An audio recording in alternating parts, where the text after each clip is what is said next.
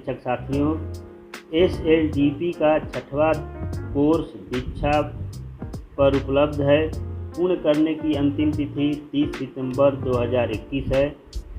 इसमें बेसलाइन आकलन और इंडलाइन आकलन का प्रश्न दिया गया है। हम प्रशिक्षण जब शुरू करेंगे उसके पहले कुछ प्रश्नों का जवाब देना है और अंत में जब प्रशिक्षण पूरा हो जाएगा तब प्रश्नों का जवाब देना है।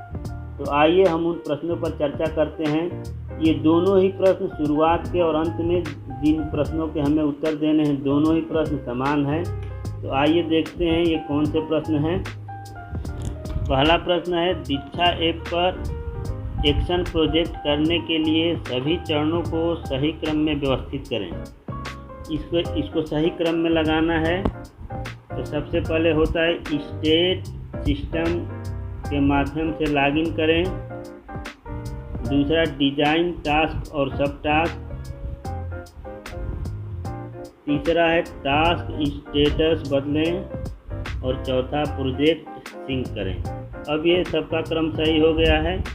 अब अगले प्रश्न पर चलते हैं। दूसरे प्रश्न पर नीचे लिखे गए ऑनलाइन इम्प्रूवमेंट प्लानिंग के लाभों का दीक्षा की क्षमताओं के साथ मिलान कीजिए। कर्तव्य निर्धारण व सहयोग, इसमें असाइन फीचर होगा। इसके साथ फाइल स्टोरेज, साक्ष्य एवं संलग्नक ठीक है। निगरानी, प्रोजेक्ट स्टेटस ये भी ठीक है। प्राथमिकता, टास्क पूर्ण करने की अंतिम तिथि। अब ये इनका मिलान सही हो गया है। आगे तीसरे प्रश्न पर चलते हैं। श्रीमान सुरेश उत्तर प्रदेश के एक सरकारी विद्यालय के प्रधानाध्यापक हैं।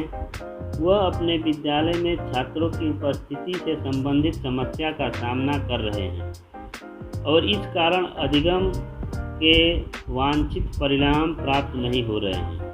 श्रीमान सुरेश के लिए उपयुक्त नवाचार प्रोजेक्ट का चयन कीजिए। TLM प्रदर्शित करने के लिए टीचर मेला, अधिगम के स्तर को बनाए रखने के लिए ब्रिज कोर्स, नियमित रूप से विद्यालय आने को लेकर छात्रों को प्रेरित करने हेतु लर्नर्स अटेंडेंस। तो इसमें तीसरा विकल्प सही लग रहा है। फिर आगे बढ़ते हैं चौथे प्रश्न पर। श्रीमती सुशीला उत्तर प्रदेश के एक प्राथमिक विद्यालय की प्रधानाध्यापिका हैं। कोविड महामारी के दौरान वो इस बात को लेकर चिंतित हैं कि उनके विद्यालय के शिक्षक तकनीक का उपयोग कर छात्रों को पढ़ाने में सक्षम नहीं हैं।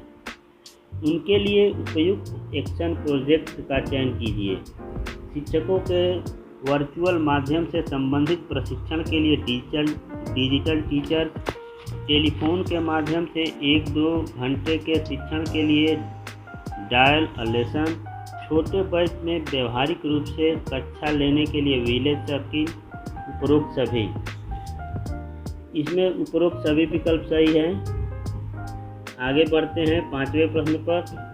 श्रीमती सुनीता अपने विद्यालय में डिजिटल टीचर्स एक्शन प्रोजेक्ट का संचालन करना चाहती हैं। कृपया इस एक्शन प्रोजेक्ट से संबंधित टास्कों को सही क्रम में व्यवस्थित कीजिए। तो सही क्रम में व्यवस्थित करना है। तो सबसे पहले इसमें आएगा प्रोजेक्ट के लक्ष्य को निर्धारित करें और सभी को इसके बारे में बताएं। पहले नंबर पर आ गया। दूसरे नंबर पर शिक्षकों के साथ वर्चुअल माध्यमों का सत्र आयोजित करने की योजना बनाएं। ये दूसरे नंबर पर आएगा। तीसरे नंबर पर शिक्षकों के साथ एक सत्र का आयोजन करें और चौथे नंबर पर शिक्षकों से उनकी राय जानें व उनकी प्रतिपुष्टि लें। ये अब क्रम सही हो गया। अब आगे बढ़ते हैं छठे प्रश्न पर। अपने विद्यालय में डिजिटल प्रोजेक्ट के कार्यान्वयन के दौरान श्रीमती सुनीता को किन बातों पर ध्यान देने की आवश्यकता है? शिक्षकों की प्रगति के बारे में उन्हें समझ प्रदान करने के लिए नियमित रूप से उनके साथ चिंतन, मनन एवं चर्चा करें। कार्य के शुरू होने के साथ ही कार्य की स्थिति को पूर्णता में बदल दें। शिक्षकों की प्रगति की स्थिति को देखते हुए लक्ष्य को बदलते रहें। उपरोक्त सभी। इसमें सबसे उपयुक्त विकल्प पहला है। आगे बढ़ते हैं 7वें प्रश्न पर।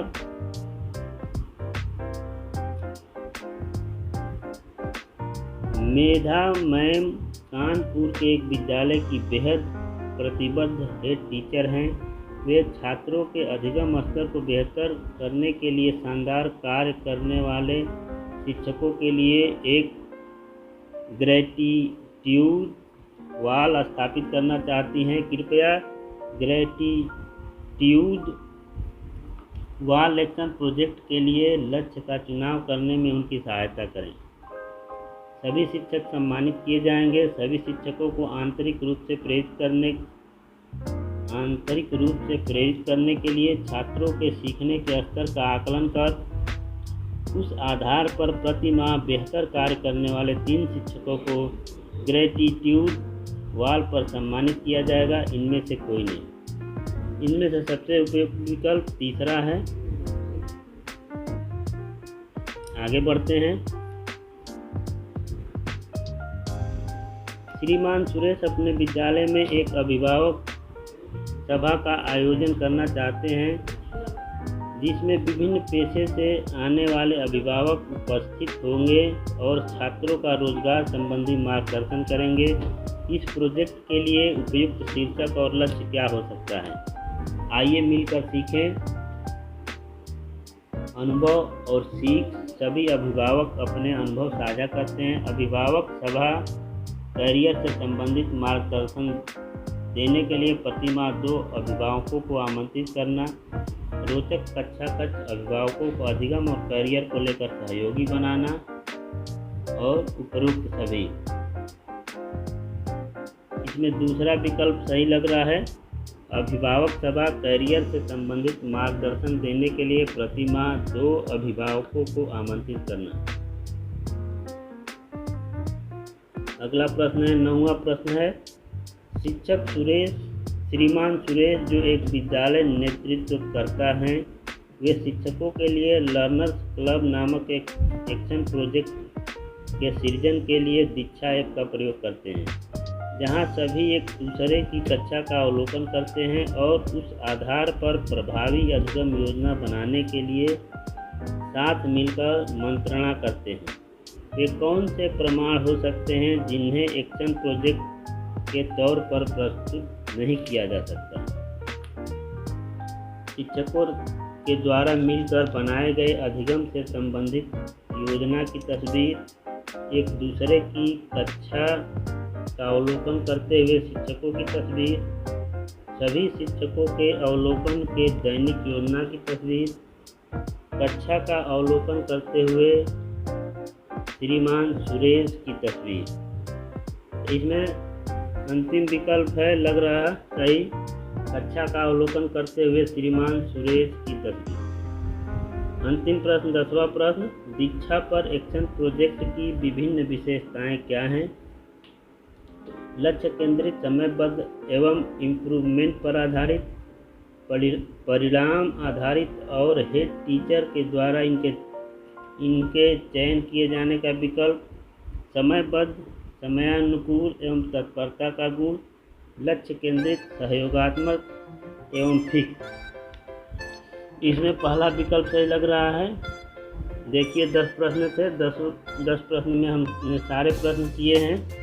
सबमिट करते हैं, देखते हैं हमारा स्कोर कितना है। हमारा स्कोर 10/10 है। सारे प्रश्न सही हैं। तो ये मेरा वीडियो कैसा लगा? आप इस वीडियो को लाइक करिए और कमेंट करिए तथा मेरे चैनल को अवश्य सब्सक्राइब करिए। नमस्कार, जय हिंद।